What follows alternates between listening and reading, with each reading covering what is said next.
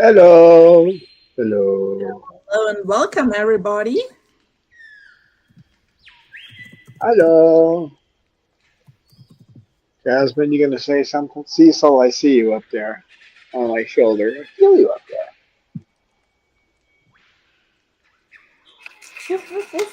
That's on my there. side of the stream. If you hear Wolfie Doggy. We've got Pippa today and Sugar and Jasmine sleeping. We have clouds today, which is a rare thing here. So, of course, looking at that one tree outside, you might be like Poltergeist, the first Poltergeist movie. We probably should stay away from the window. And Lucy and Cecil. Cecil. Cecil. Cecil. Mander wouldn't come in. Bob's not good in here. Probably bring Snowball in, but he was on the bottom of his cage, which is, he clamps himself to the cage and it's hard to get him out. He's fine once he gets out, but what are you doing? Cecil, what are you doing? As soon as I change the camera, you will move to a different position, but we'll try it anyway.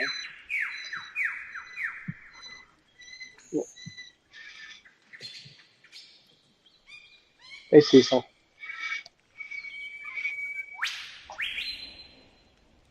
Hi, So our Jocelyn. first chat has arrived. Welcome, Jocelyn. Cecil, are you saying hi? Can you say hi? I think you can say Cecil. He can, but he won't probably. Hi, can you say hi? Hello? Or you could say hi to Jem and Jamie. Say hi to Jem and Jamie? Say hi? No? Not going to talk? Also, Falconsy is here, so welcome, Falconsy. Yeah, Hi, we are back to Falconsy. the socialization room today. Yeah, it's actually getting colder outside. We're supposed to get rain, a few drops of water from the sky anyway.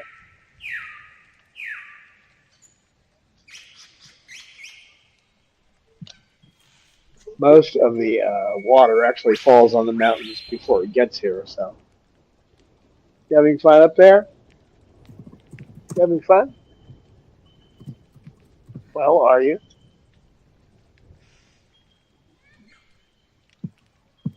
Then Calvin Thurston is here and says, come on, Cecil, say hi, Calvin. Oh, Cecil, can you say hi, Calvin? Cecil, say hi, Calvin. Say hi. He says it with his eyes. Well, we won't hear it, probably.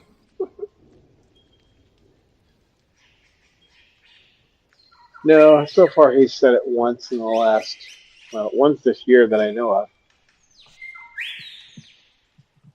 He's just not interested in talking. Well, he has his own kind of talk. He imitates humans, but he learns a word and then he just doesn't care about it. What are you doing, Cecil?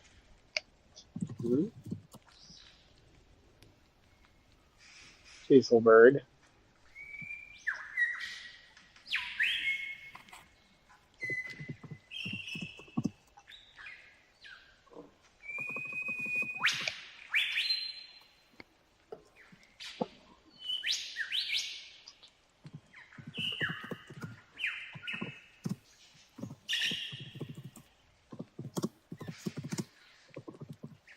You are a silly bird. You're cute, but you're silly.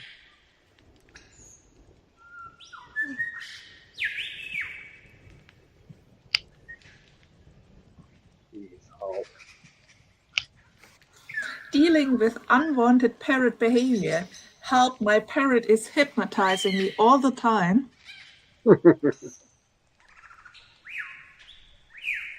Yep. Cockatoo hypnosis here.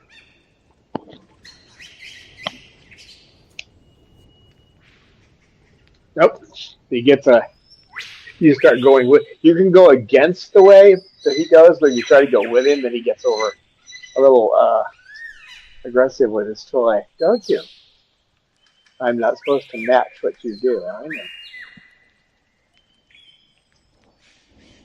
You know, it's hard to concentrate with somebody hypnotizing me.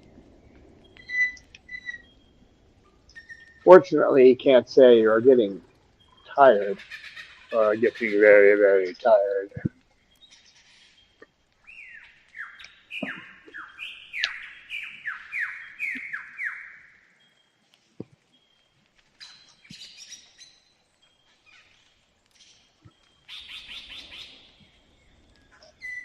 Hypnosis is probably the only other place you can use the word very in a sentence. Right, Cecil?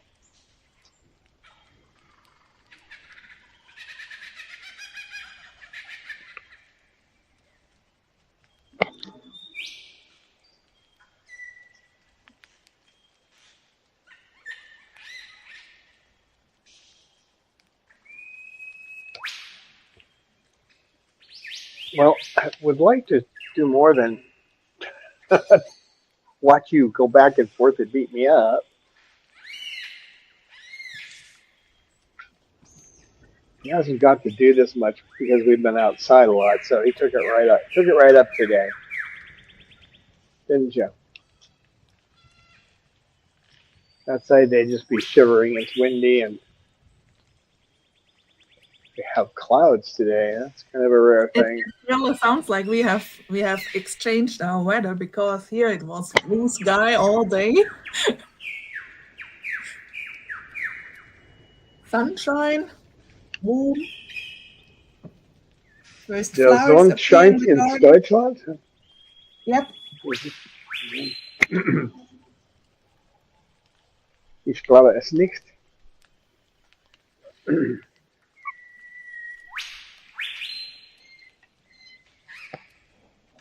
Oh, Calvin comments on Cecil's behavior.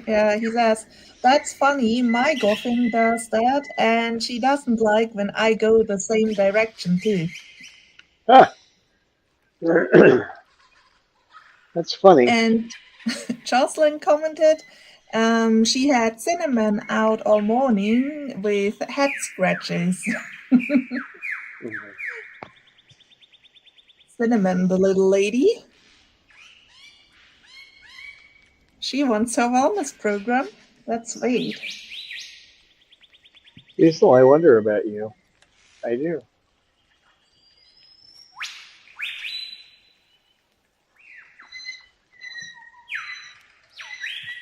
Cecil, people say I shouldn't let birds up on my shoulder. They say that. Do they? Still.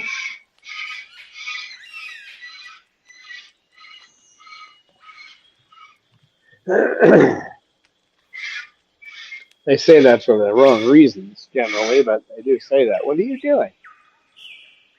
Oh, it's a racetrack now? It's a racetrack? Okay.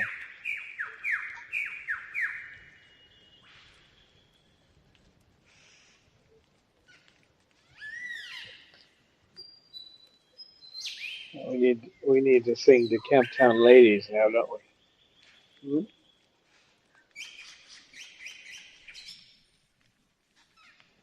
Do we need to sing the Camptown Ladies, huh?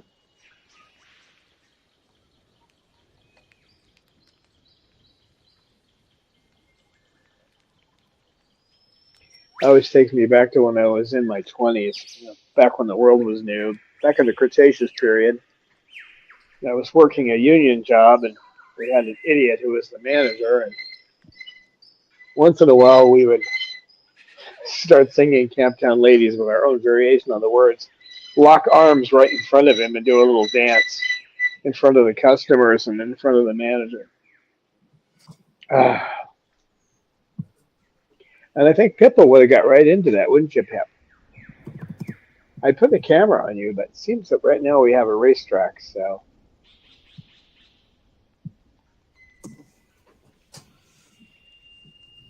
You better watch out. Falcon Sue will fly down and get you. You know about those falcons?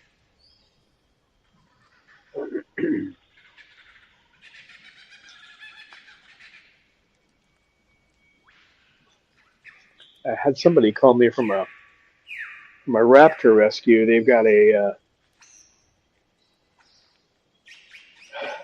have a I don't remember what it is. Oh, it's a red-tailed hawk, and their avian veterinarian has suggested Haldol. I don't know why they were suggesting it. He wants to talk to me about it. There's not a lot of research on that, so I would say start slowly and work up. Same way you do with true parrots. What are you doing? So we have a couple of more chatters, and first it's Karen Leon Kalmanson. Hello, Karen. Then we have Rosebud here, and Sonderwing is joining us. So hello and welcome to you. Hi, everybody. Hi, Rosebud. Cecil, can you say hi? He's on his racetrack now, so we've got racetrack Cecil. He's busy, yep. Maybe he's giving me an arm massage while he's whacking me in the head. I don't know. What are you doing?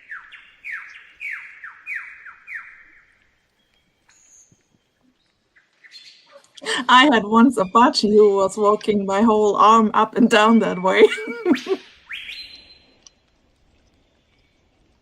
Yeah, he doesn't do that terribly often. I'm surprised he's doing it now, actually. The ones I have at the moment, they usually stay at the hand, but one was the walking budgie. Always walking up the arm and then down again. They have a lot of, hi sweetheart, they have a lot of funny behaviors. They don't really want me to pet you while you're doing that. Usually he paws me with his foot to let me know he wants me to pet him, but I don't think that's what he wants right now. And Pippa is okay with that. Pippa is sitting next to me. I'll try to switch the camera here. I wish I'll have to keep asking them. You should have a single button to switch the camera, and like keep them between the main camera you want to use and the secondary. And there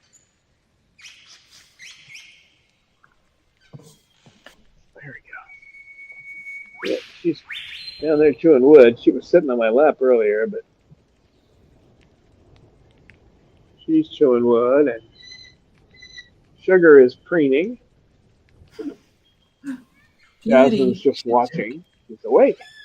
Jasmine's awake. Lucy's asleep. Well, she was.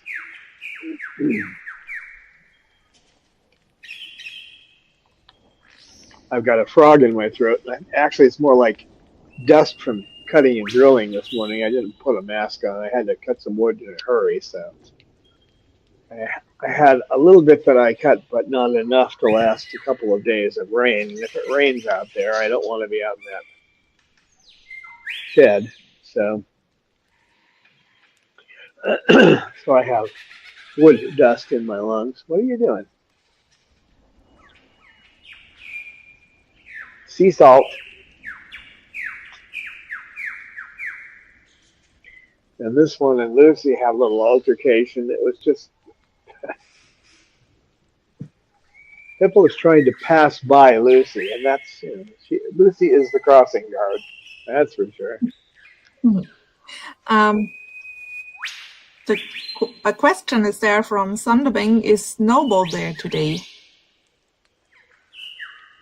Snowball, well, he was on the bottom of his cage, and the problem when he gets on the bottom of his cage, it's difficult to pry his feet off the bars, and he's been like that since I first got him. So he's just a bird that he's happy to come out, but he has to be on the perch to take him out most of the time. You can try prying his feet off, but it's not easy.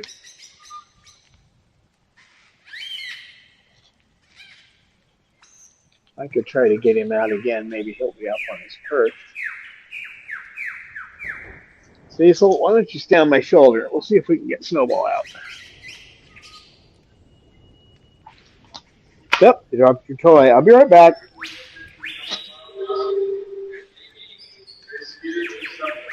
Nope, it's on the bottom of the cage. What are you doing down there? As the door opens.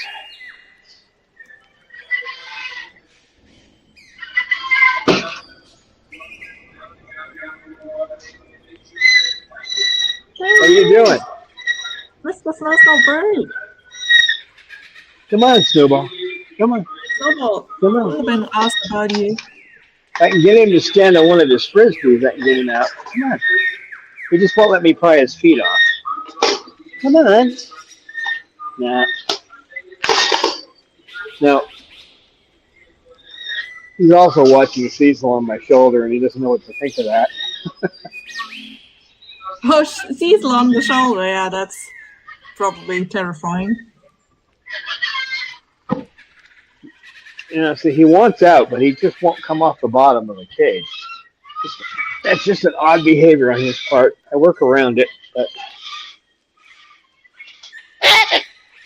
You want it back?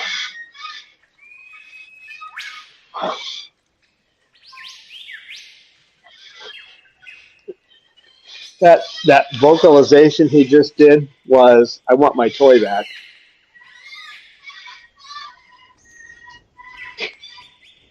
Usually if you hand him a toy, he'll throw it away. Oh, you did want it back though, didn't you? But you took it, and then it's gone. Oh, we actually could have said hi to Mander, but now you're sitting again, so stay.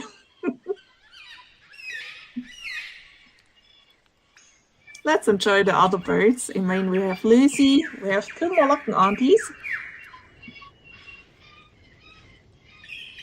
Right, Shirk? How's Shirk doing? The bird? How's my Shirk doing? Oh. He's trying to get my attention down there, Cecil. Oh, jeez. You gonna do that again? Huh?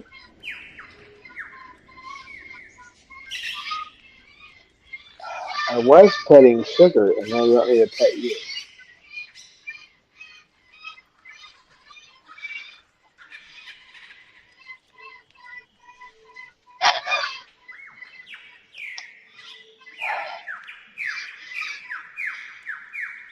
Sugar, I'm sorry, but if he taps my arm, I have to pet him. Otherwise, he'll start nipping again. That's the thing. Once you solve a problem, you usually have some alternate solution to the problem. And whatever that solution is, you have to keep it up. So otherwise, they can revert. It's called resurgence. They can go back to doing what they were doing before. So now he's pawing that way. You're using that foot on me again, aren't you, buddy boy? Huh? Huh? You want to get petted? Is that what you want?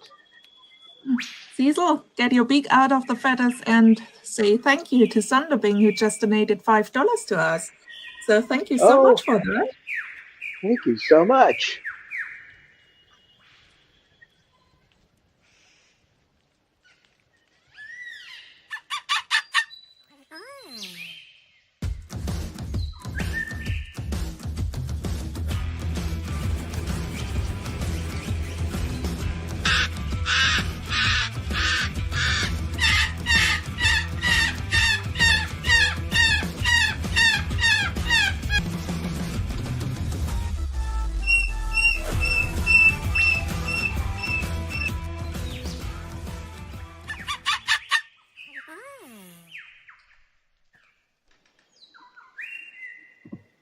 Yeah, thank you so much, Underbin. Can you say thank you? No. Cecil can only say Cecil, hi, and hello. At least as far as I know. So we He might say whisper things. thank you instead for that. Thank you again. Mm-hmm. And welcome to Leonie, who just joined us. So good morning, Leonie. For her, it's early morning. And then welcome to Lisa Banerjee. Oh, sorry. Sorry. Did I throw you off balance or something, Cecil? I'm sorry.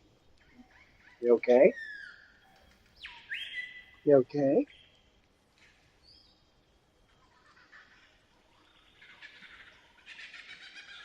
You all right?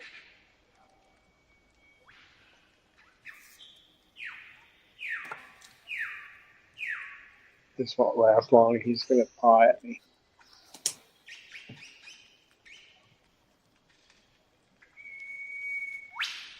He's watching me right now as I pet Sugar.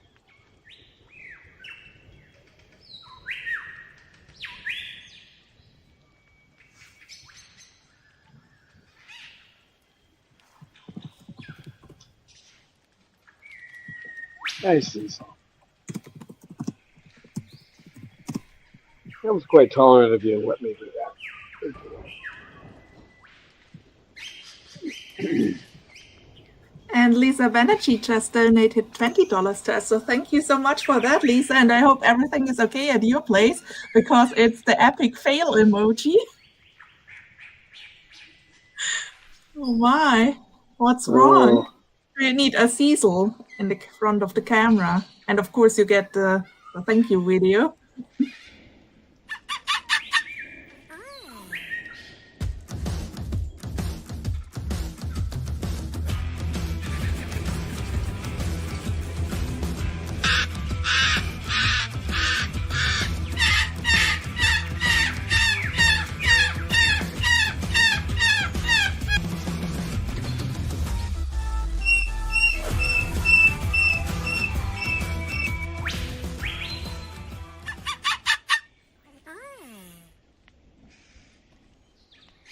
Yeah, thank you so much, Lisa.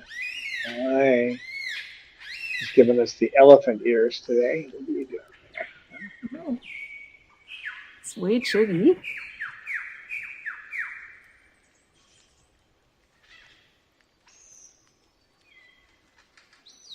Yesterday, someone, better known as yes, I know you want me to pet you. Came over and I tried to push her out of the way to get me to pet him. That did not work out well for him. She looked at him at first, and I got him away from me and started petting her. And he came over and tried to do it again, and that was it. I had to take him out. So he made it about an hour out of the 2.5 hours we were out there. And after that, after that hour, he was gone. He just would not listen. He was just coming right over and getting in her space, and she had had enough of it. So. Yeah, Rico from Lisa said he wants to see the video again. So she donated again $20. So thanks for that. Thank you so much. Oh, thank you. Well, here we go again.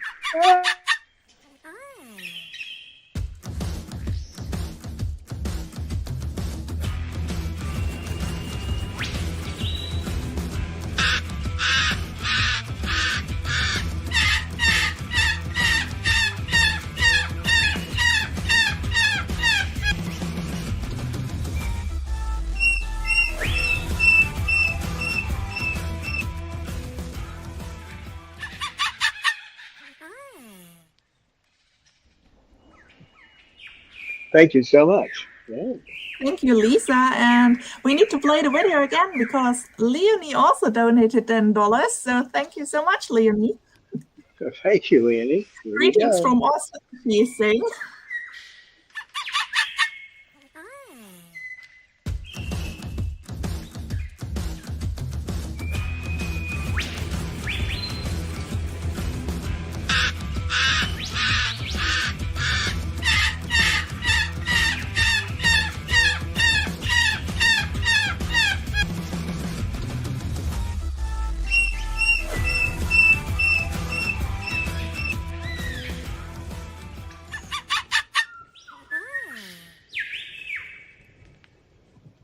Yeah, thank you. Yeah, you want me to do this one is pawing at me again, but that's the product of some hard work because he was nipping at me, and I have to be careful. If he ever does try to nip at me, I cannot respond to that behavior. I have to wait till he gets his foot out. So a lot of these behaviors that we think of as misbehaviors are natural behaviors. It's easier for people to think about cats and dogs, but if you can you imagine not giving a dog something to chew on? Dogs will always chew, right? So there's chew toys and all kinds of things you give a dog to keep that mouth of theirs busy, right? Well, these guys need to chew on things too. That's how they keep their beaks in shape, and it's just a natural behavior. So when you're working with a behavior, you want to take that natural behavior that is not being used in the way you like, as in they are chewing your couch. Well, one solution is to give them something else to chew. Okay, it keeps them from chewing the couch. So when you're sitting down there with a bird, you throw canvas over it or something else they can chew on. Um,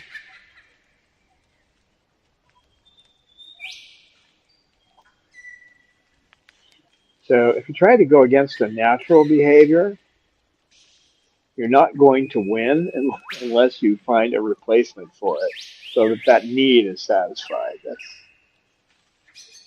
And sometimes it's not easy to understand what that need is. A good example is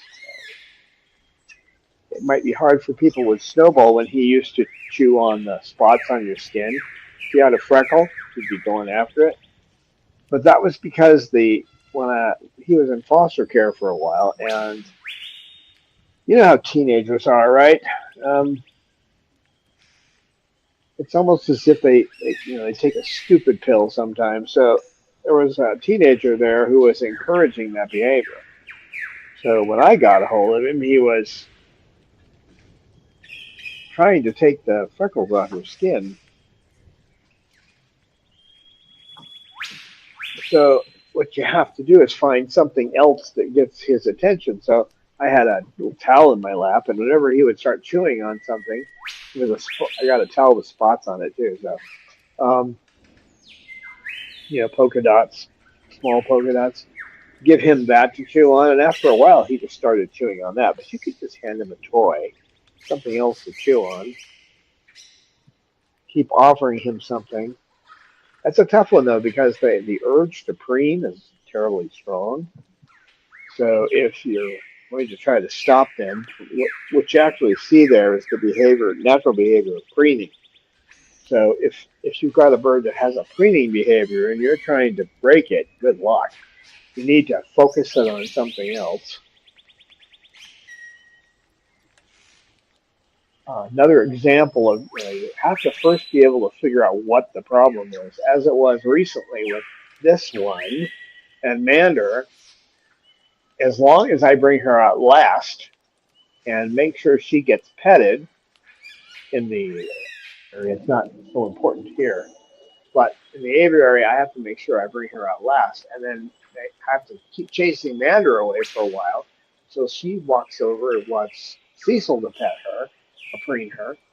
So once she walks away from me, she's had enough. It's, he's allowed to come over and get petted. But you know how Mander is. He's going to do whatever he feels like and then run away once they attack him. So he was doing fine, relatively fine, until yesterday when he started coming over and trying to push her away so he could get petted. She finally said, "That's the end of that." So I had to take him back in. But the problem behavior here is I see that you're doing my part. I felt you doing that. And you can see how he has a measure of control in his world. If he reaches out and starts pawing me with his foot, then I have to pet him. Don't I, big boy?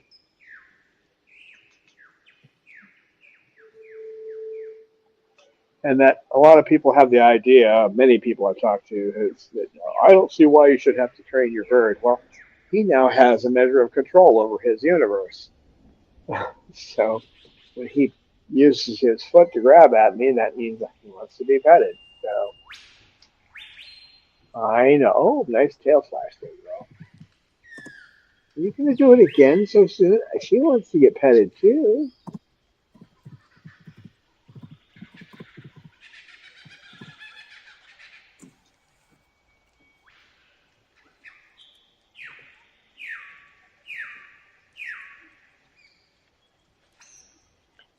Now with Jasmine, she never really bit. They used to say she would bite if you sat her on your shoulder, but it wasn't really true. What she would do is nip to get your attention. So it was kind of like what Cecil was doing. So whenever she would do that, I would just pick her up and put her somewhere else until she came. She showed right across from me, that kind of thing, until she showed an interest in getting in my lap, and then I'd pet her, and I just keep repeating that. Now she doesn't actually try to get my attention by, you know, not really biting. It's more like just nipping at you a little bit to get your attention. And they do that to each other in the wild, so it's a natural behavior. Of course, they're normally pulling on feathers, and we don't have feathers. The other solution would be to grow feathers, I think. If you could grow some feathers, that problem would go away.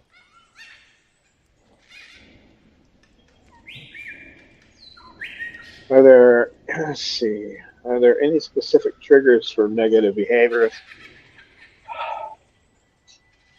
Yeah, but it's pretty much bird specific.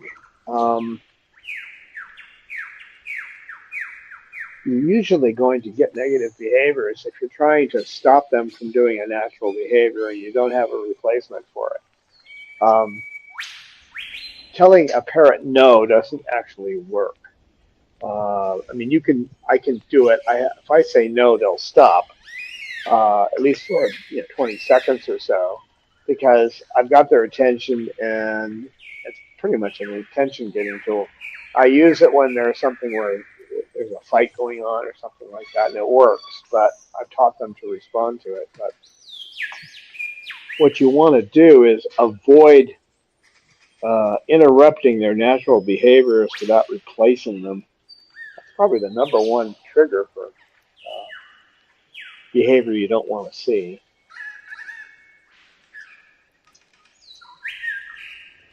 See, he actually comes up and hits me with toys because I didn't want him doing that to the other birds.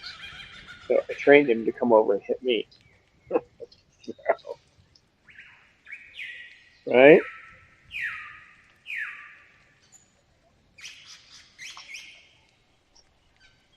I'm going to take a moment here and see if I can't restart the movie for the birds in the other room.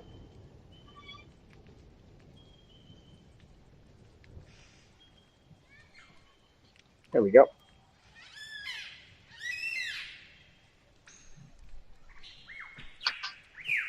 Had to restart the movie, otherwise they'd be sitting there with nothing to watch.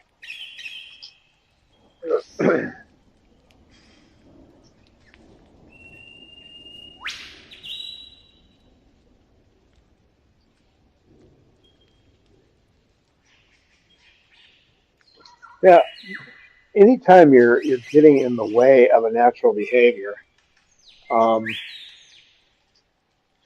you're putting yourself at risk. So, for example, if I were to use Cecil's recent behavior as an example, if I had tried to stop him from simply nipping at me, that wouldn't have worked because he was trying to get my attention. So once I figured that out and figured out that he was doing that to try to get me to pet him, then all I had to do was find an alternative behavior. And then you use scan and capture, which is you keep watching until you see the behavior you want, which in this case was him tapping me with his foot. So I petted him and praised him. We call that flooding, when you give him a whole bunch of praise for doing something. And ever since then, I have been basically the pawn of Cecil. Anytime he wants to get petted, he comes over and taps me.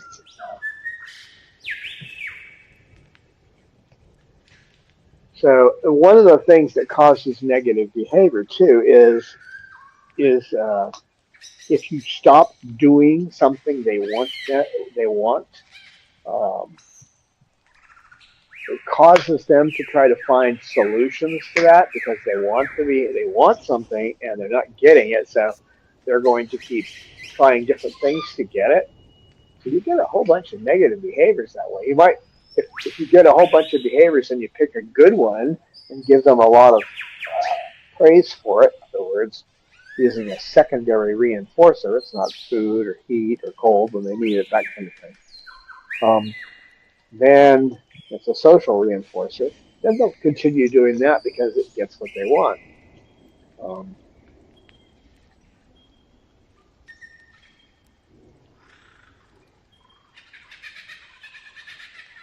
Again, I use the old example.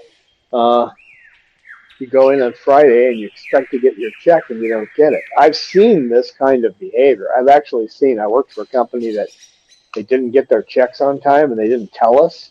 So we're waiting around. It's past quitting time and the checks aren't there and everybody's getting angry. And yeah, that's basically what it is, to have a certain payback that they're expecting and you don't get it. So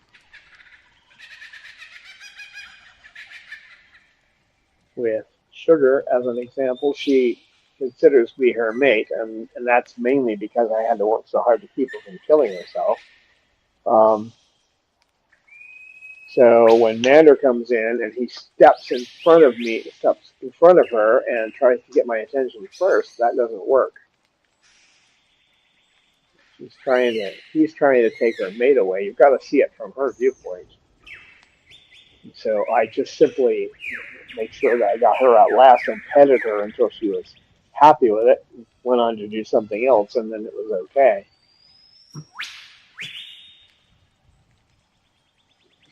Mander blew that yesterday by bumping right into her twice when she'd come back over for a little more beak petting, and he tried to get in the way. That didn't work.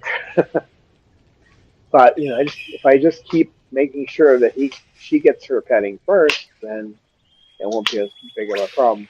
Now, if you can avoid becoming mated to your bird, you're better off, but that isn't always going to be possible. They make the choice, you don't. So, unless, of course, you're petting your bird for an hour at a time, and you're asking them to be mated to you, you have to limit the amount of time you pet them, that kind of thing. So.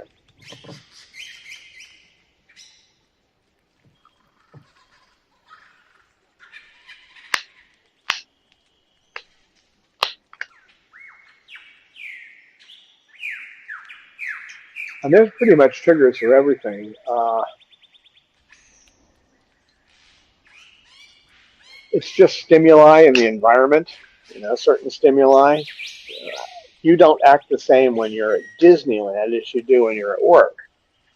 Of course, at work, you're basically,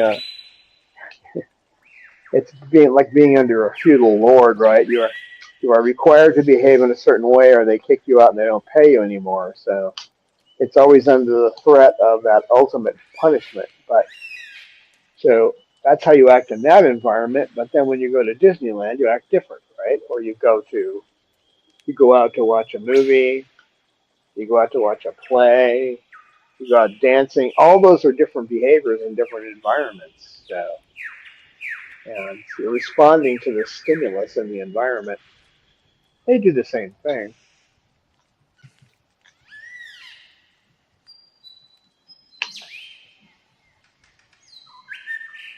And you need to keep an eye on that. See how your birds react in different environments. Cecil, are you going to beat me up with that now? All right, let me switch the camera so everybody can see you beat me up. Is that what you want? Is that what you want? Cecil?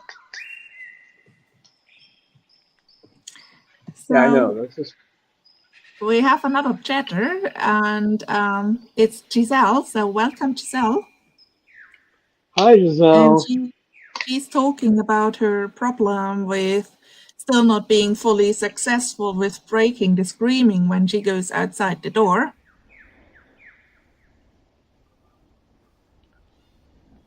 Well, screaming is always based on the flock call when they usually, well, I shouldn't say always, but usually it's they want to communicate with you and they're not getting what they want, so they start squawking to try to get that.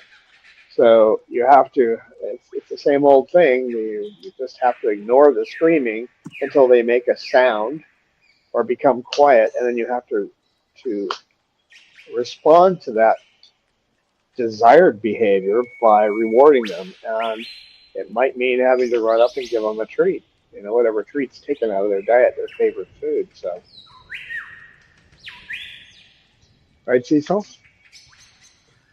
And we've got a donation from Gem Jamie. She just donated $10 and says, Happy Ash Wednesday, all. So thank you for that, Gemin. Oh, that thank you means so you much. get a little video played.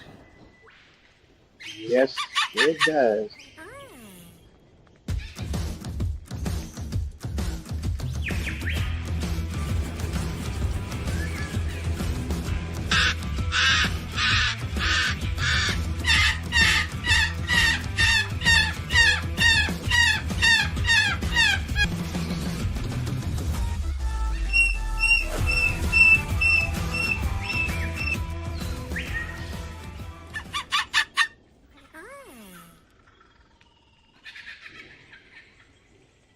Yes, thank you so much. You could say thank you. You could. You don't know how yet, but you could.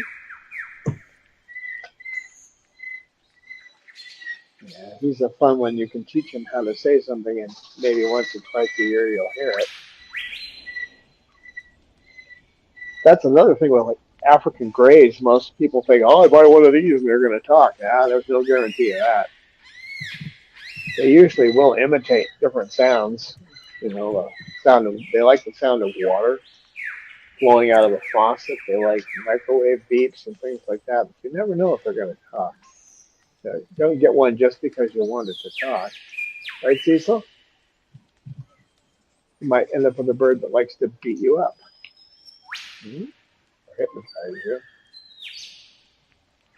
Yeah, the screaming is a tough one. You have to be consistent, though. Consistency is the hardest thing for us to do. We don't even realize frequently when we're being inconsistent. If there's one time where the bird is screaming and you respond to it, then you continue that behavior. So you have to work to make sure that doesn't happen. And when they stop the screaming, and I define screaming as a repetitive squawking, okay? Because a bird might squawk for a minute, but if it's going to keep squawking for 10 minutes, then that's screaming. So 5 minutes of squawking is screaming. You just can't reinforce the behavior, so you have to withdraw reinforcement at the same time reinforce something else that that you approve of. Talking, being quiet.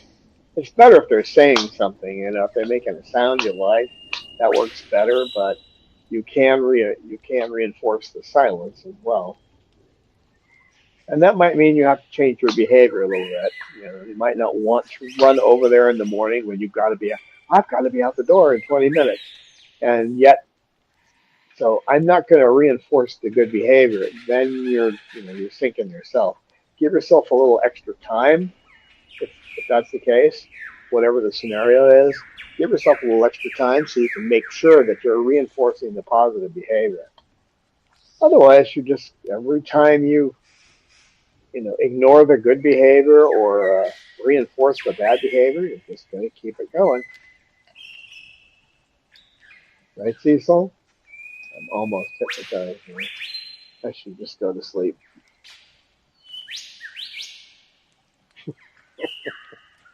I closed my eyes and he looked at me. What are you doing?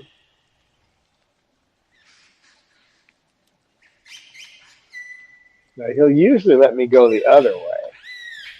If I go against him, the opposite direction, I can get away with it, but not the same direction. Yeah, I've dealt with screaming. Bob was a big screamer. Um, I have to think back who else was a screamer. Bob's the only one that's sticking in my mind now. He would he would scream for 20 minutes or half an hour.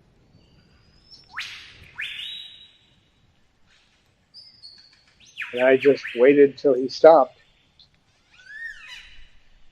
And he talks too, so he would say something, and I'd run over and give him a treat, praise him. And he does a little screaming now, here and there, but nothing like he used to be. He'd scream all day. What are you doing? He needs a lot of attention. So, and with him, just going over and telling him that he's a good bird is, every once in a while, just going up to him and saying he's a good bird, getting his attention until he shakes his head yes, and then moving on. He's happy with that. That's where, like on days like this, he's okay if I take him out for a half an hour.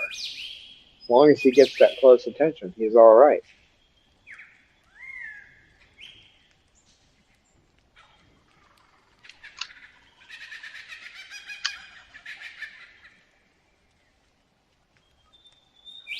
And if they don't get what they need, then you're going to get negative behaviors because anytime you frustrate someone, they start doing funny stuff.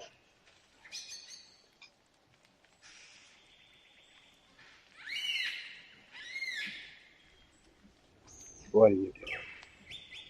What are you doing, big boy?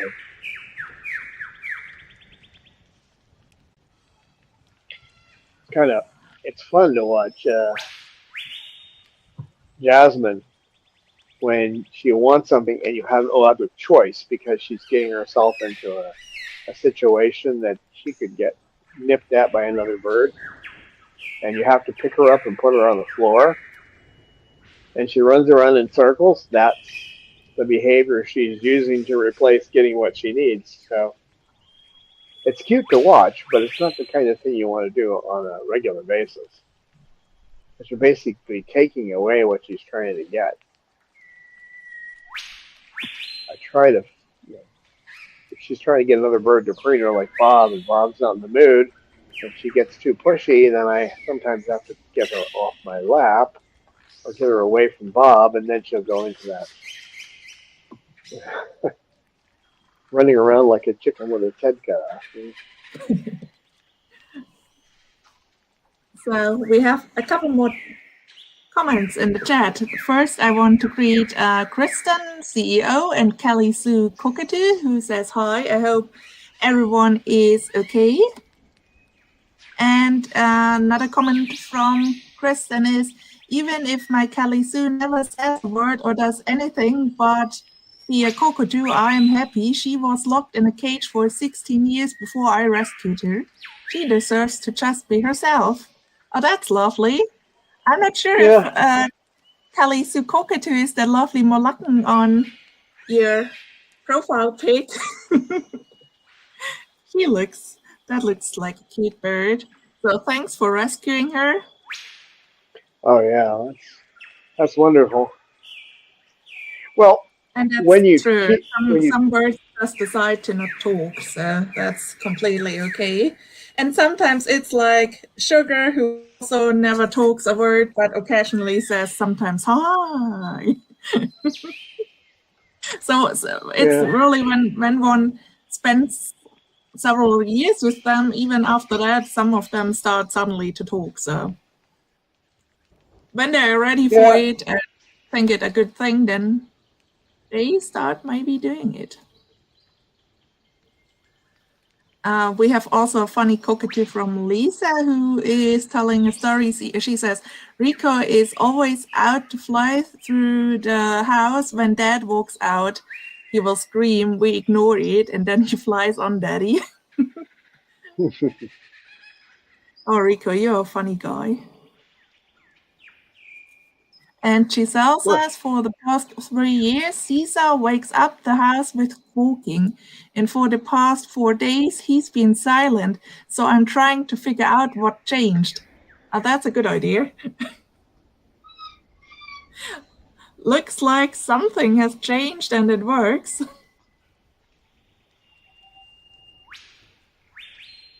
Well, when you have a bird and you have a cockatoo and you're happy with its behavior, that doesn't mean you can't still try to work with it.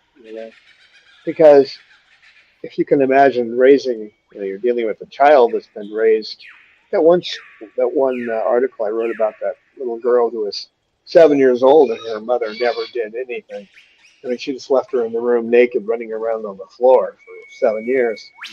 Yeah, obviously, for the first couple of years, she wasn't running around, but um, if you teach them things, then you're actually helping because by trying to teach them something, you're making a social bridge. And the more they know, the more control they have over their universe. Um, but some of them, that if they've been in bad situation for a long time, it may take a while to get through to them. But if I just let him be the cockatoo he was, you wouldn't even know him because he didn't do anything. He just sat in the cage. Can you imagine Cecil just sitting in a cage doing nothing? That's just the way he was when I got him. Right, Cecil? You don't want to push them into anything. You just want to kind of help them have more control over their world. Unfortunately, originally the idea of training, um, they were trying to force an animal. Remember when I give the command and the dog does this, you give them a cue and they do it if they want a reward. And most of these birds here will work for just petting, but they do kind of expect to get at least that reward.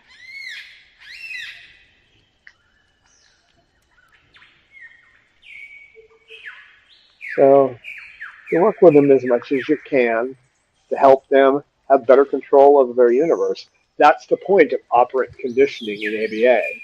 It's you're conditioning a person, a child, because it was originally written. All this was work. ABA was designed for autistic children, but it's called operant because these guys are the operators. They're the ones that are operating in their world. So you want them to condition them to be able to live in their world and be happier. And that's really what it's all about.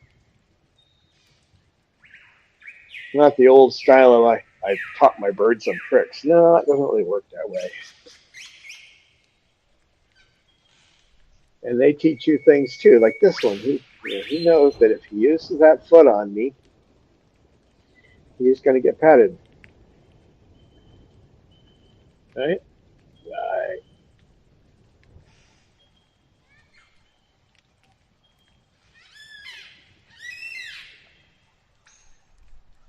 And if you're working with your bird a little bit, a few times a week at least, when a problem does arise, you already have a connection. You don't want to start making a bridge to a bird, getting it to get used to the idea of conditioning, making agreements between you and the bird is what it really comes down to. They get what they want, and you get what you want. They're not used to doing that. It's hard to do when a problem arises. So it also helps you know when your bird gets sick and it's not acting normally. If you're working with them regularly, you're going to see it. So a good example is Lorelei. Recently, she just started acting a little different. I take her out of the cage, and she just wasn't moving around much, and her body weight is good. Her poop looks fine, but something was going on. So she's on Baytril now because I just had the feeling that she's not that she's sick. And you can go to the vet 9 times out of 10. You're going to get Baytril for a situation like that. If you can't see the problem, but they act like that. Put her on Baytril, within 2 days, she's acting normal again. So if she's on 10 days of Baytril's antibiotic.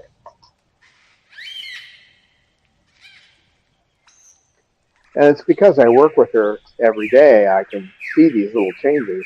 Of course, sometimes every day makes it so you don't see them too. You look at the same person every day, after a while, you don't notice, that something's gone wrong. But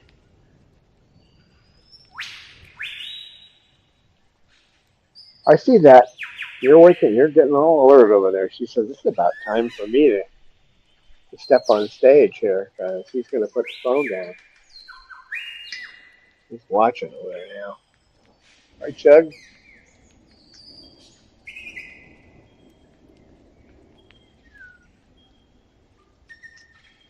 Yeah. Okay. All right. Come here.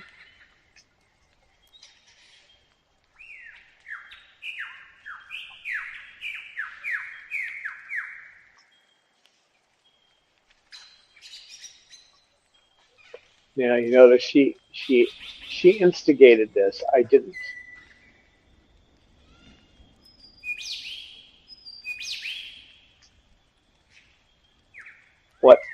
What she's been conditioned to do, though, is to look over and see if I'm able. She'll look to see if I have a hand free. So I don't know if you guys noticed that, but she looked over and is checking me out to see he's got a hand free there. Maybe he'll pet me. And then she whined at me, and again, the whine is her indication she wants to have her beak petted, right, girl? Mm-hmm. Maybe you can give to Kristen a little tip at the end of our stream. She struggles with training because she doesn't know a single treat her cockatoo likes yet. I'm sorry. Could you say that again? She hasn't found yet a treat for her cockatoo, so she can train it. Oh, best thing is in the morning before you do their morning feeding, you just take a tray and put different things in the tray. A sunflower seed, a piece of cashew, a piece of almond, anything that you can give them that's relatively small, a little piece of papaya, whatever. Lay that all out in front of the bird, and whatever it takes from that tray, that's going to be their treat, at least for a while. Sometimes it'll change, but usually you can stick with that one. Like when I'm working with cause, when I'm doing any heavy work with cause, I use sunflower seeds, so that comes out of her diet while I'm doing it. So it works really well. The problem with Bob is he likes nucleberries, so you have to break those into little pieces to get him to train him. But although Bob likes to be petted too, so you can train him with petting as well. So he takes the secondary reinforcer. So just lay out a tray of different things that they eat and see whatever it is that they grab from that first. That's what you want to use as the treat. And then just take it out of their diet. But since it's going to be out of their diet, that means you have to train them. Otherwise, they're not getting their favorite treat. So, oh yeah, I know, little girl. Well, guys, it's that time again. So, thank you for being here. Thanks for all the super chats. And yeah, thank you for coming. Thanks to all the donations. Yeah, and hope you have a good time. And if you can find the time to join us next week, we would be very happy, right, Jude?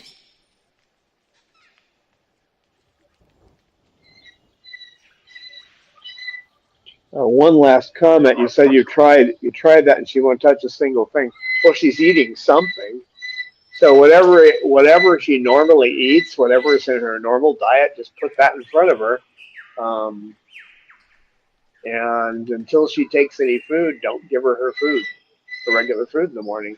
I mean, it's like every 10 minutes or so, go back and eventually she'll take something because she's still alive. She's eating, so something in that food mix they like. So yeah, maybe she also needs to find out what's her favorite trait. Maybe she hasn't eaten it yet. So well, that's the thing too. I mean, the bird's eating something, you know. So you have to find out what it is in that mix that they like, and then you take it out. So.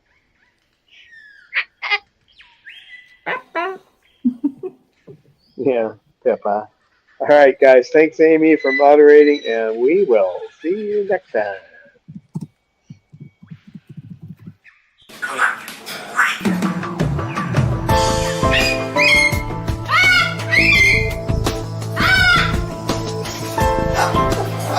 Science knowledge only adds to the excitement, the mystery, and the awe of a flower.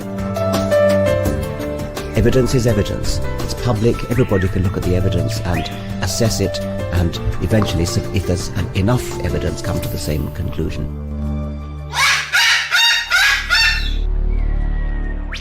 The Chloe Sanctuary for Parrots and Cockatoos, a nonprofit charity dedicated to the empowerment of captive parrots and public awareness.